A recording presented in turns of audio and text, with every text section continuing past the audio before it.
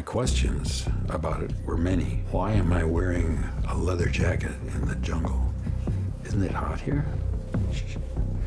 Why am I carrying a whip? What am I going to do with a whip? You're going to whip people. Oh, okay. And the hat. Well, it's an evocation of a time, a period, you know? A reflection of movies past. Oh. What if everything you know about Harrison Ford is a lie? What if the calm, collected hero, the man who shrugs off plane crashes and global fame, has been quietly keeping a list of every slight, every betrayal, every person who mistook his silence for weakness? You know the legend. The pilot, the archaeologist, The president, the man who defined blockbuster cool for 4 decades. He never seemed rattled, never seemed to sweat. He made I'm Fine a brand, but silence doesn't mean peace. Sometimes it's the calm before a storm that's been brewing for 50 years. Right now, as you scroll, a story is breaking that rewrites Hollywood history. The story Harrison Ford never wanted told. Because at 76, after surviving crashes, broken bones, studio wars, and the crushing weight of his own myth, Harrison Ford isn't shrugging things off anymore. He's finally behind the famous grin, behind every raised eyebrow, behind the leather jacket and the weathered hat, there were grudges. Not petty squabbles. Deep, personal betrayals that turned legendary sets into private hells. 10 names he swore he'd take to his grave. Some were billion-dollar co-stars who stabbed him in the back on the world's biggest stage. Some were young upstarts who thought they were bigger than the franchises he built with his own hands. And one of them was someone the entire planet assumed he loved like a brother. These aren't tabloid rumors. These are the stories Disney, Lucasfilm, and the old studio guards tried to bury under mountains of merchandise and nostalgic box sets. The receipts they thought were lost to time. Tonight, those vaults are being opened. This is the untold history of Hollywood's quietest storm. And by the time we reach the final name, the one that will shatter the myth completely, you'll understand why Harrison Ford doesn't hold grudges. He just remembers, and he never, ever forgets. Don't be the last to know the truth. Watch until the end. Number 10. Shia LaBeouf. In 2008, the world was told a beautiful story. Indiana Jones and the Kingdom of the Crystal Skull wasn't just a sequel. It was a torch passing. The legend, Harrison Ford, would hand the fedora to the new generation, embodied by Hollywood's hottest wild child, Shia LaBeouf. On posters, in interviews, on red carpets, they were framed as father and son. The future of the franchise. Behind the scenes, it was less a warm handoff and more a tense custody battle over a legacy Ford had bled for. R&D, to his credit, initially tried. LaBeouf's energy was chaotic, method 1 minute, mischievous the next, famously getting real tattoos for the role, riding his motorcycle onto the soundstage.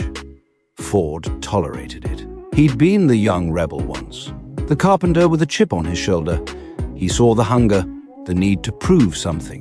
The real fracture wasn't born on a soundstage in New Mexico. It was born in the glossy pages of Squire, months after filming Rap. During the film's fraught press tour, LaBeouf didn't just express disappointment.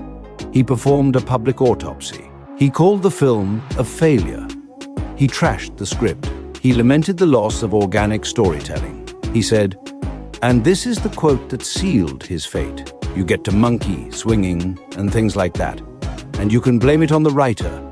And you can blame it on Steven Spielberg. But the actor's job is to make it come alive and make it work, and I couldn't do it, so that's my fault. Simple." He Hollywood community froze. You don't do this, not to Spielberg. And certainly, not while sitting next to Harrison Ford, who was still contractually obligated to smile and sell the movie. Producer on the film recounted the moment Ford saw the magazine. They were in a private jet, heading to another premiere. Ford read the article, his expression not changing. He slowly folded the magazine in half, placed it on the empty seat beside him, and stared out the window at the clouds. After a long silence, he said to no one in particular, his voice dangerously low, "You don't spit on the thing that fed you. You just don't." The professional consequences were immediate and absolute. Any notion of a Mutt Williams spin-off was dead. Ford's camp made it clear. LaBeouf was persona non grata. Years later, in a fit of public self-flagellation, LaBeouf admitted he'd been insensitive and tried to apologize. He sent letters. He made vague public overtures. Ford, ever the diplomat in public, gave a bland, "We're fine," when asked. B, to the door was closed, locked, and the key melted down. W, on Disney began early. Secret talks about Indiana Jones 5. Executives, remembering the torch-passing pitch, floated the idea of a cameo, a reconciliation for the fans. Ford's response, according to a Lucasfilm insider, was not a rant. It was a simple, non-negotiable directive. No, that chapter is closed. It wasn't anger. It was the finality of a judge passing sentence. Respect, once broken in the public square, doesn't get a sequel. Number 9, Ryan Gosling. Blade Runner. Blade was high-wire act of legacy. It was a cinematic handoff of the most delicate kind. Ryan Gosling, the epitome of millennial cool and introspective depth, would carry the future, while Harrison Ford, the ghost in the machine, would return to bless it, to lend it gravity. On screen, the chemistry between the taciturn Deckard and the searching Kay is masterful. Off-screen, the dynamic was one of respectful, frosty isolation. Crew members noted a stark contrast in process. Gosling, a committed, internalized actor, maintained a hermetic bubble, headphones on, in character for hours, speaking only when necessary. He was polite, professional, but utterly self-contained. He wasn't orbiting the legend. He was building his own satellite. Ford, for whom the set had been a kingdom for 40 years, a place of practical jokes, crew camaraderie, and being the undeniable center of gravity, suddenly felt like a visiting dignitary, a relic in a world meticulously crafted for a new king. Then came the punch. During a climactic fight scene, a staged blow accidentally connected. It made headlines. Ford punches Gosling for real. They turned it into a funny anecdote on Jimmy Kimmel, laughing it off. But the truth of that moment, witnessed by a handful of stunned crew, tells a different story. After director Denis Villeneuve yelled, "Cut!" there was a beat of stunned silence. Gosling was on the floor, genuinely rattled. Ford immediately extended a hand, his face etched with concern. "Jesus, Ryan, I'm sorry. You okay?" Gosling took the hand, got up, dusted himself off, and with a wry, pained smile said, "It looks like you still hit harder than the box office." It was a joke, a Gosling-esque, dry meta-commentary on the pressure the film was under. But in the charged silence following a real injury, to Ford, it landed not as wit, but as a subliminal jab. A reminder that Ford's recent films hadn't been setting the world on fire, and this $150 million gamble was riding on Gosling's shoulders, not his. From that day forward, Ford's professionalism became a wall. He was impeccable. He hit his marks, delivered haunting, soulful work. But the idea of a mentorship, of a passing of the torch, was dead. When interviewers gushed about the icon and the heir, Ford gently but firmly corrected the narrative. "We're colleagues," he stated. "Nothing more, sometimes.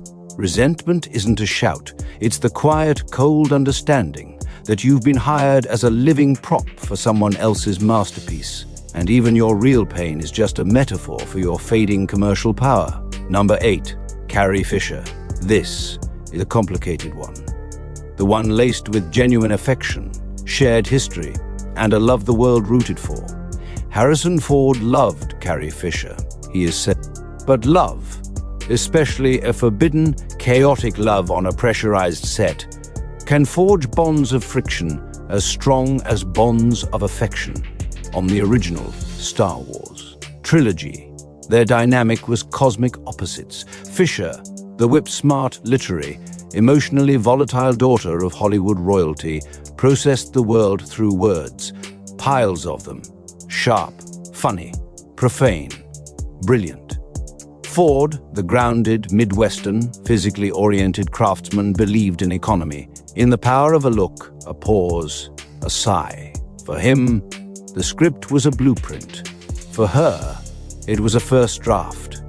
During The Empire Strikes Back, the friction found its focus. Fisher, dissatisfied with what she saw as stilted romantic dialogue between Leia and Han, took to rewriting their scenes herself, often on the spot. She'd hand Ford pages with new, more verbose, more biting banter. Director Irvin Kershner, valuing her spark, often allowed it. Ford hated it. Not because the lines were bad, but because it violated his process. He believed character was built through action and subtext, not just punchy dialogue. The infamous "I love you, I know" moment, perhaps the greatest line he ever delivered, was his ultimate rebellion. It was Ford editing Fisher's verbosity down to its minimalist, perfect essence. He took the emotion and stuffed it into a smirk. Years later, asked about Fisher's constant tinkering, Ford gave an answer that was a masterpiece of veiled criticism. Carrie liked words. I liked the spaces between them. Translation, she never knew when to stop. She couldn't trust the silence. Then came the afterlife of their affair. Fisher, in her legendary, hilarious, traumatized honesty, turned their secret into the backbone of her best-selling novels, and decades of talk to show gold. The world ate it up. Ford, the man who built a fortress around his private life, watched his most intimate moments become public domain. He never denied her stories. He never attacked her. But the resentment wasn't toward her. It was toward the loss of control. She had narrativized their past, and in doing so, she had taken it from him. He forgave the person. He loved the friend. But he never fully forgave the co-star who refused to play by the rules of the scene, or the ex-lover who refused to let their story end when the cameras stopped. He granted her the truth of her experience, but he never thanked her for sharing it with the world. Number 7, Josh Hartnett. Hollywood Homicide, 2003, was a relic of a bygone studio era. The buddy cop two-hander, pair the enduring legend Ford with the hottest young heartthrob of the moment, Josh Hartnett. The math seemed simple. The result was a lesson in generational clash. Hartnett, at the peak of his Pearl Harbor fame, was straining against his pin-up image. He wanted to be seen as a serious, Brando-esque actor. He brought intensity, but also a palpable anxiety to prove himself. Ford, who had already been serious, who had already transcended, operated on a plane of relaxed, almost bored, certain. An assistant director on the film recalled the tension as asymmetrical warfare. Hartnett would request extra takes to explore a line reading. He'd question the blocking, suggesting more dynamic camera moves on his coverage. Between setups, he'd huddle with younger crew members, talking Stanislavski. To Ford, this wasn't dedication. It was theater. It was a young actor performing the idea on a serious actor, on a movie about two cops chasing a murderer on segways. The breaking point came during a night shoot. Hartnett, frustrated after a take where Ford delivered his lines with trademark offhand coolness, was overheard complaining to a makeup artist, "He's just phoning it in. Doesn't he care?" The comment, "These things do," before the next cup of coffee. He didn't confront Hart. Instead, during the next take, a scene where Hartnett's character was frantically explaining a theory. Ford listened, deadpan, And when the director called cut, he turned to the young actor and said, loud enough for the nearby crew to hear, "If this is me phoning it in, kid, you should hang up." The set went silent. The lesson was delivered. The film flopped. Hartnett soon after famously retreated from the Hollywood spotlight, citing a dislike of fame. Ford never commented on his departure, but when asked, nearly a decade later, if he'd ever consider a Hollywood Homicide 2, Ford gave a smirk that wasn't a smile. "I hope Josh found what he was looking for," he said. It was Ford's speak for, a short to respect, in the wrong place. I'm not going back to help him search. Number 6, Alec Baldwin. This Grudge is unique. It's not about on-set behavior or a personal insult. It's about the phantom pain of a role and the man who felt Ford stole his destiny. In 1990, Alec Baldwin was Jack Ryan in Hunt for Red October. He was brilliant, cerebral, handsome, credible. He owned the part. Plans were laid for a franchise. Then negotiations for the sequel, Patriot Games, fell apart. Baldwin wanted more money, more control. The studio, Paramount, balked. They looked for a new Ryan. They wanted a global superstar. They called Harrison Ford. Ford didn't steal the role. He accepted a job offer. But in the narrative that followed, he became the villain. Baldwin felt deposed. The franchise he launched was taken from him and given to a bigger star, who then made 2 more sequels, cementing Ford as Jack Ryan in the public mind for a generation. Baldwin's resentment didn't manifest in a fight. It manifested in a decades-long, low-frequency campaign of subliminal digs. In interviews, he'd make comments about actors who were more commercial than compelling, or who turned heroes into accountants. Everyone in the know heard the dog whistle. Ford's resentment grew not from guilt, but from annoyance. He was tired of being cast as the bad guy in Baldwin's personal. He hadn't schemed, he'd shown up to work. In Ford's moral code, if you walk away from a job, someone else will take it. It's not personal, it's business. His private response, relayed by a former agent, was pure Ford. If you didn't want the chair taken, don't get up and go to the bathroom in the middle of the meeting. They have never worked together. They likely never will. Their grudge, wrought in press clips and industry whispers. For Ford, it's a monument to the absurdity of Hollywood ego, being hated for the crime of being the next man in line. Michelle Pfeiffer is a sleek, sophisticated ghost story. It paired Ford, stepping outside his action hero comfort zone, with Michelle Pfeiffer, arguably the most technically perfect and demanding actress of her generation. The result on screen is crackling with tension. The result on set was a slow-burn clash of ideologies. Pfeiffer is a forensic artist. She dissects a scene, questions its logic, probes its emotional geometry. She needs to understand the why. Every glance, every step, every breath. Ford's process, honed on Indiana Jones sets where a giant ball was about to crush him, was instinctual, physical, and efficient. Find the truth and shoot it was his mantra. To Pfeiffer, shoot it was the last step of a long journey. To Ford, her process felt like being stuck in traffic.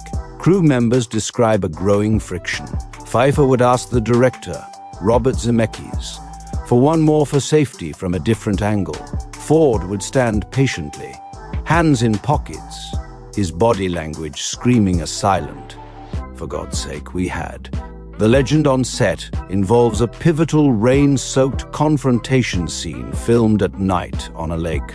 After multiple takes where Pfeiffer questioned the emotional continuity of her character's reaction, Ford, cold and exhausted, finally let his exasperation as she conferred with Zemeckis yet again, he muttered, not quite under his breath, "The audience won't be bringing a microscope, Michelle."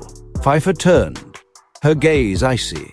She replied with, "Pfeiffer turned." Pfeiffer turned, "They have eyes." The crew froze. It was the verbalent of a duel. They did the next take. It's the one in the film. It's terrifying. After the film, Ford was gracious in promotion, praising her talent relentlessly. But it was the praise you give a formidable opponent. He never sought a reunion. A friend of Ford's summarized his take. He said she was maybe the best he's ever worked with, and that he'd rather have a root canal. Pfeiffer. Ford learned that maximum quality could come at the cost of his sanity, and he decided the price was too high. Number 4. Mark Hamill, To the World. Skywalker and Han Solo are brothers. To the fandom, their bond is sacred. But for the actors, the symmetry ended when the original trilogy did. Ford skyrocketed into the stratosphere of movie star. Hamill's path was different. Brilliant, respected, but anchored forever to the role of Luke. Over the decades, they embraced their legacy in fundamentally opposite ways. Hamill leaned in. Fan conventions, voice acting, becoming a legend as the Joker, engaging with every theory, critiquing new films with a fan's passion. Ford leaned out, distant, dismissive of nostalgia, almost allergic to looking back. From Ford's perspective, Hamill's open vocal engagement often felt like stirring a pot Ford had deliberately taken off the stove. When Hamill gave interviews saying he fundamentally disagreed with Luke's direction in The Last Jedi, it created a media firestorm. Ford, who had just finished his own emotionally grueling return in The Force Awakens, reportedly saw it as unprofessional noise, a breach of the Keep the Magic Alive code. The core of the quiet resentment, however, may lie in the climax of The Force Awakens. Ford's Han Solo got the monumental, heroic, tragic death, a Shakespearean moment that allowed him to definitively, beautifully end the character. Hamill's Luke appeared only in the final moments, a silent, robed figure. No lines, just a cliffhanger. Insiders suggest Ford saw this as the natural order. The charismatic rogue gets the operatic exit, the mythic hero gets the enigmatic future. But the perception in some corners was that Ford won by getting the better send-off. When a journalist, in a clumsy attempt to bond them, asked Ford if he felt bad that Hamill was sidelined in that film, Ford's reply was characteristically blunt and telling, "I played my part. Then I went home. Mark's part was different. Then I went home. It was a joke, but it laid bare the truth. Their shared was a ship they'd sailed on together 40 years ago. One man built a new fleet and sailed on. The other chose to become the curator of the original ship." Ford doesn't resent Hamill the person.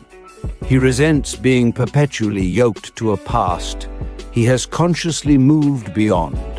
And he perceives Hamill's stewardship of that past as a choice that keeps them both trapped. Number 3, Sean Young. Blade Runner, about the haunting nature of memory and identity. Life, in a cruel twist, imitated art in the decades-long surreal conflict between Harrison Ford and Sean Young on set in 1982. Young was 22, intense, and felt out of her depth opposite the already star Ford, who was struggling with the dense dialogue and his own dissatisfaction with the film. The atmosphere was tense. Young later gave interviews describing Ford as cold, hostile, and deliberately difficult, accusing him of trying to break her to get a better performance. Ford's cardinal sin, in Young's eyes, was not hatred, but indifference. He was there to do a job, survive a troubled production, and leave. She was there to create art, to connect, to feel. The reality of the scene, his professional detachment, read to her as cruel.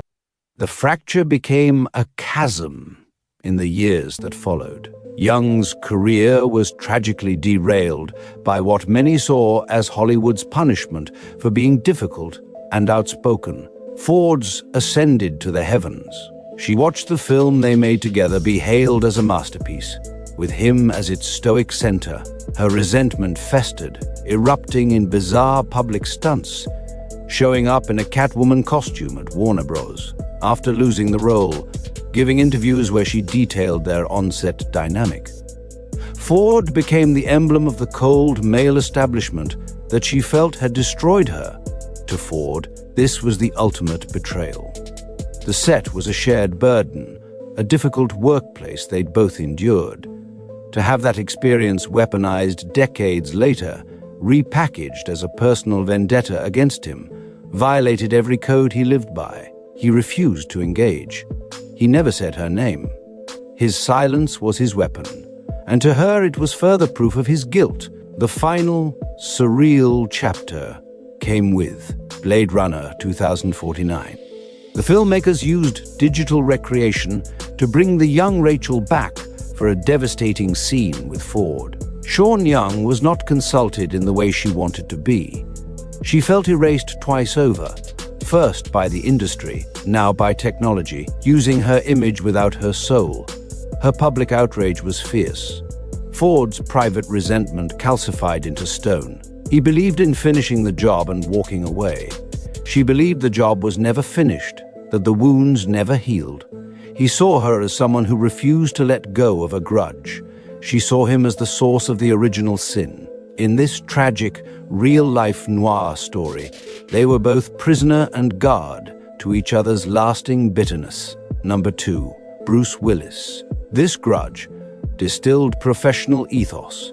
It's a clash of tectonic egos that famously never collided on screen, because the mere potential of the collision was enough to cause an earthquake. The rumor mill around. The Expendables 3, 2014, is Hollywood-led. The story went that Bruce Willis, an original cast member, was demanding an exorbitant fee for what was essentially a cameo, reportedly millions for a few days' work. When the producers balked, Willis walked. The role was offered to and accepted by Harrison Ford. Publicly, it was framed as a scheduling issue. Privately, the message was clear. The set wasn't big enough for two aging alpha male icons who had defined the 80s-90s action era. Ford was the disciplined professional who showed up on time, knew his lines, and respected the ensemble. Willis, by this point in his career, had gained a reputation, fairly or not, for a more mercenary, low-effort approach on certain projects. The infamous Bruce-isms of reading lines off cue cards. Ford didn't just take a job, he took a side. By stepping into Willis's vacated role, he implicitly endorsed the producer's stance.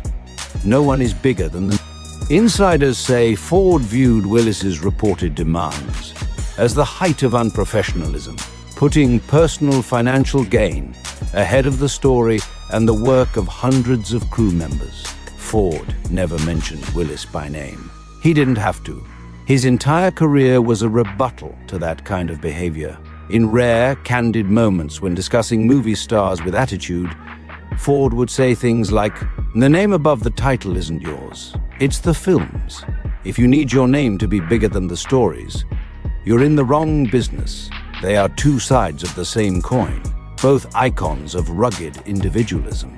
But where Willis's persona was the brash, wisecracking rogue who might break the rules, Ford's was the competent professional who was the rules. One saw stardom as a license. The other saw it as a responsibility. Their grudge is silent, passive, and absolute. They didn't need a showdown. The mere fact that one replaced the other said everything that needed to be said. The name that no fan, no critic, no colleague ever imagined would top Harrison Ford's most private and painful list of resentment. Harrison Ford. For decades, in countless interviews, Ford has been disarmingly, consistently blunt about one thing. He does not like watching himself on screen. He doesn't revisit his old films. He deflects praise with a joke or a shrug. He is famously dismissive of his own iconic status. "It's not the man," he'll say, It's the hat. It's the whip. But beneath this charming, self-deprecating facade lies a deeper, more profound grudge. Harrison Ford resents the version of himself that became trapped. He resents the young, hungry actor who said yes to Han Solo because he needed the money, unknowingly shackling himself to a cultural phenomenon for life. He resents the mid-career star who kept returning to Indiana Jones, each time believing he could find a new truth in the character, only to often find himself battling aliens and nuking frigid. He resents the older legend who signed on for The Force Awakens, not for the art, but out of a misplaced sense of duty to end it right, and in doing so, opened the door to a new generation of corporate nostalgia he despises. In private moments with trusted friends, he has confessed that his greatest professional regret is not taking more risks, that he let the Harrison Ford persona, the grumpy, capable, reluctant hero, become a cage. He chose the comfort of the known, the franchise, the archetype, over the terror of the unknown, the challenging indie, the villain role, the character piece. He became the symbol, and in doing so, he feels he starved the artist. The co-star who disappointed him most wasn't the loud one, the disrespectful one, or the rival.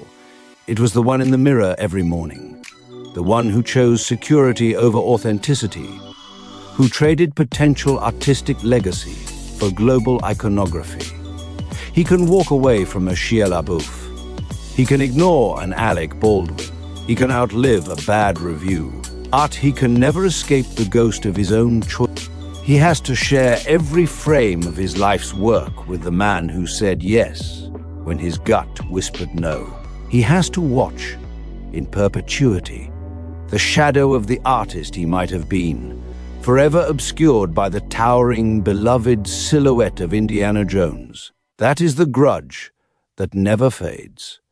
The one he can't fire, can't replace, and can never fully forgive.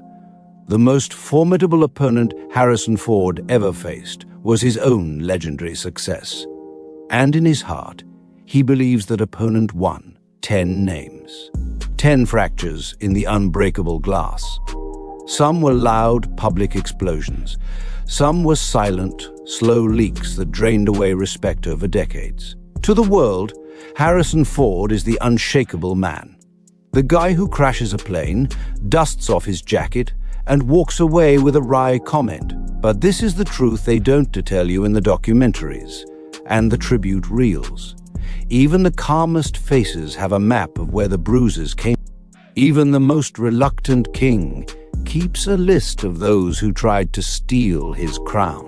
Or worse, those who helped him forge it into a prison. The apprentice who spat on the legacy. The prodigy who saw him as a relic. The princess who turned their private past into public myth. The replacements. The rivals. The perfectionists. The ghosts from the neon past. The alpha who wouldn't share the spotlight. And finally, the man in the mirror.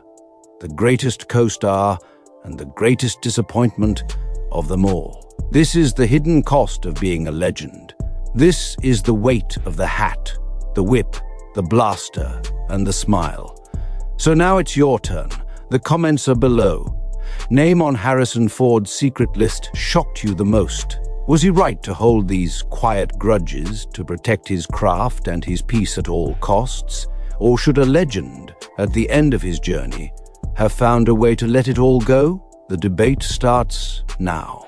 If this journey into the dark side of your favorite hero opened your eyes, you need to act now. This isn't just a story. It's a key to understanding the last true movie.